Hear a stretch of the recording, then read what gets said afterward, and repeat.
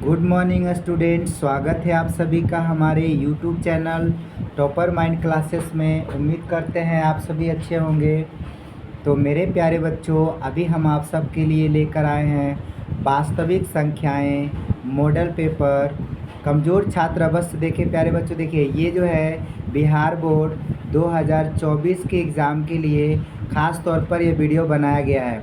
तो सभी बच्चे वीडियो को ज़रूर देखें और अंत तक देखें, ठीक है प्यारे बच्चों। उससे पहले अगर आप हमारे चैनल पर पहली बार आए हैं तो प्लीज़ आपसे रिक्वेस्ट है कि चैनल को सब्सक्राइब कर दीजिए और बेल आइकन को भी प्रेस कर दीजिए ताकि हमारे वीडियो का नोटिफिकेशन आप तक पहुंचता रहे। चलिए तो मेरे प्यारे बच्चों चलते हैं वीडियो पर। सबसे पहला नंबर सवाल जो है आपकी स्क्रीन पे क्लियर है। इसका कलर चेंज कर लेते हैं मेरे प्यारे बच्चों। आप लोग वीडियो में बने रहिएगा।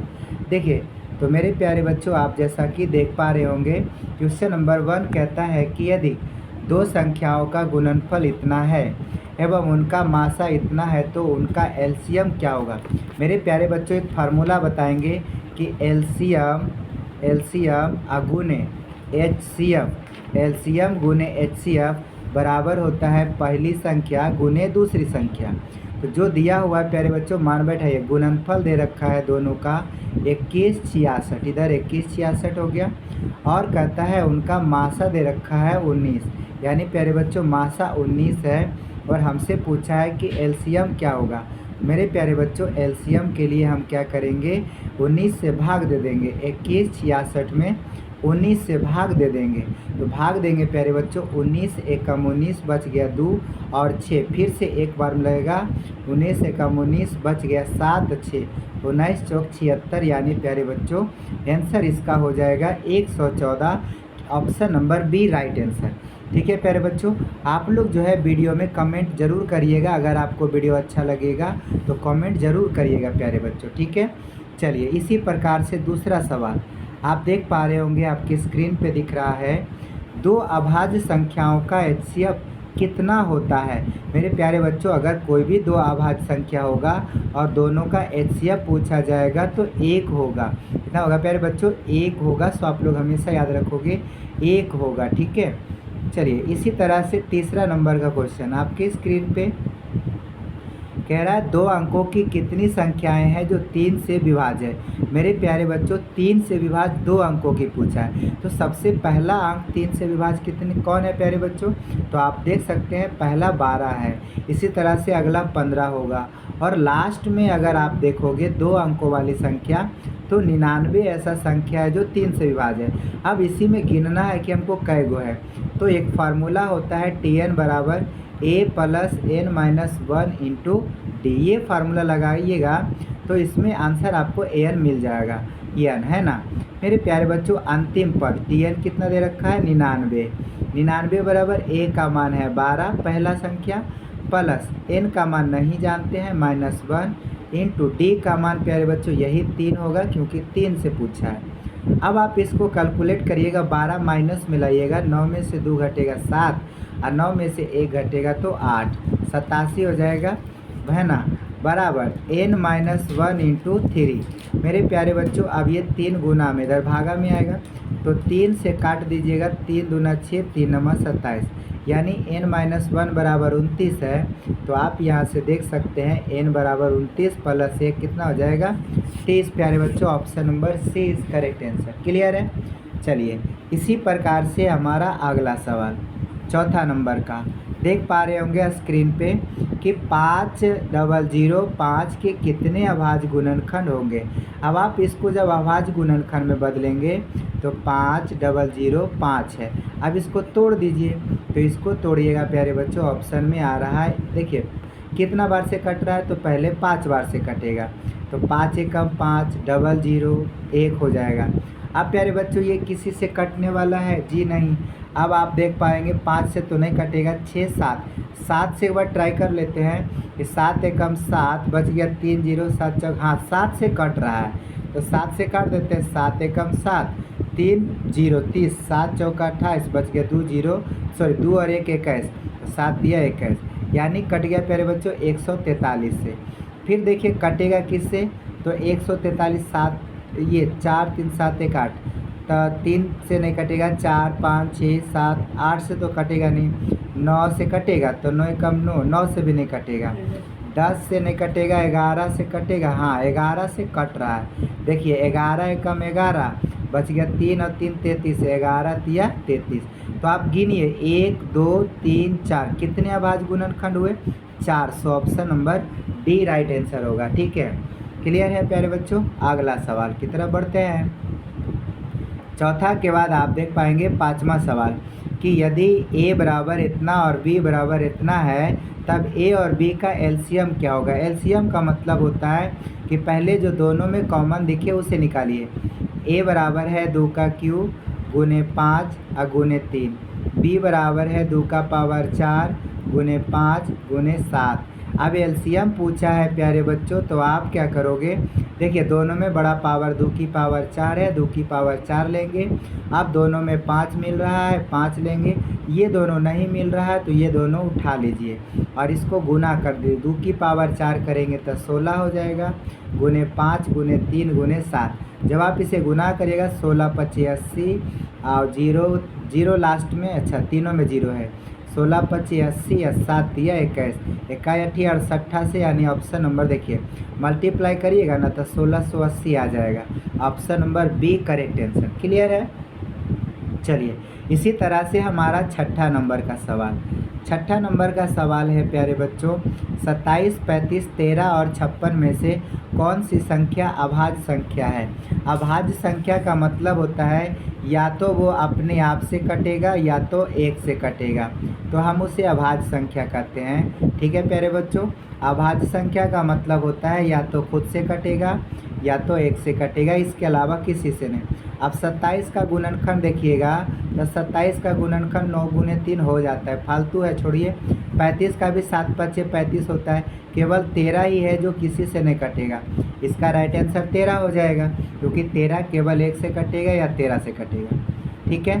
6 के बाद 7वां नंबर, दो लगातार संख्याओं का मासा क्या होता है। अगर दो लगातार संख्या है तो दोनों का मासा निकालिएगा HCF, तो फाइनली 1 आएगा। सो option number A is correct answer. उसके बाद 8वां नंबर का सवाल, सबसे छोटी भाज्य संख्या और सबसे छोटी अभाज्य संख्या का HCF कितना होगा। देखिए सबसे छोटी भाज्य संख्या 2 है, सॉरी अभाज्य संख्या 2 है और भाज्य संख्या 4 है। हाँ, सबसे छोटी भाज्य संख्या, तो सबसे छोटी भाज्य संख्या 4 है और सबसे छोटी अभाज्य संख्या 2 है। अब दोनों का क्या पूछा है HCF, तो HCF प्यारे बच्चों 2 हो जाएगा। क्यों?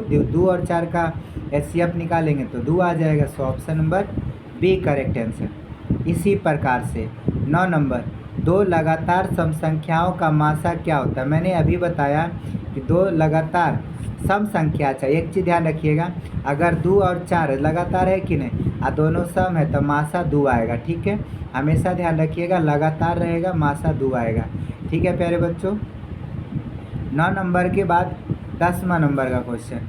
10वां नंबर का सवाल देख पाएंगे कि कौन सी संख्या अपरिमेय है। तो मेरे प्यारे बच्चों, अपरिमेय संख्या का मतलब होता है जो रूट से बाहर ना निकले, अर्थात रूट 23 जो है अपरिमेय संख्या है। तो आँख मूंद के मार दीजिएगा, है ना, ज़्यादा दिमाग लगाने की आवश्यकता नहीं है। अगला इसी प्रकार से 11 नंबर का क्वेश्चन कहता है 2, 10 और 20 का एलसीएम HCF का अनुपात क्या होगा। पहले आप एलसीएम निकाल लीजिए, तो एलसीएम निकालिएगा, 2 है 10 है और 20 है।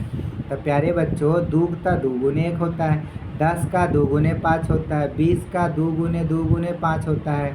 अब देखिए तीनों में 2 मिल रहा है तो एलसीएम 2 होगा, और उसके बाद दोनों में 5 मिल रहा है 5 होगा, एक वो 2 एक्स्ट्रा है तो गुना कर दीजिएगा, तो 5 दूनी 10 दूनी 20 हो जाएगा। ठीक है, और इसका HCF जो दोनों में तीनों में मिले तो केवल 2 मिल रहा है, केवल 2 होगा। आप दोनों का रेशियो पूछा LCM HCF, तो आप बताइए 20 और 10 का रेशियो कितना हो, 20 और 2 का रेशियो कितना होगा। तो काटिए ना, 2 एक कम 2 और 2 दहिया के 20, यानी 10:1। इसका right answer option number C clear है। चलिए इसी प्रकार से आप देख पाएंगे 12 नंबर, 65 और 117 का HCF 65 मीटर 117 के रूप में है। अच्छा 65 और 117 का जो HCF है 65 और 117 के रूप में है तो m का मान क्या होगा। मेरे प्यारे बच्चों माइनस है, मीटर नहीं है, माइनस है, ठीक है। यानी 65 am और माइनस 117 दिया हुआ है, दोनों का HCF। तो आप ये दोनों का HCF, चलिए तो आप एक काम करते हैं, दोनों का HCF निकाल ही दीजिए तो बेस्ट रहेगा। 65 का गुणनखंड करिएगा तो 13 पचे 65 और 117 का करिएगा तो 13 13 17 से होता है नहीं। तो मेरे प्यारे बच्चों इसका HCF हो जाएगा कितना, 13 दोनों में मिल रहा है तो 13 होगा। फाइनली आप देखिए इसमें कितना से मल्टीप्लाई करिएगा कि इससे 17 बचे है ना।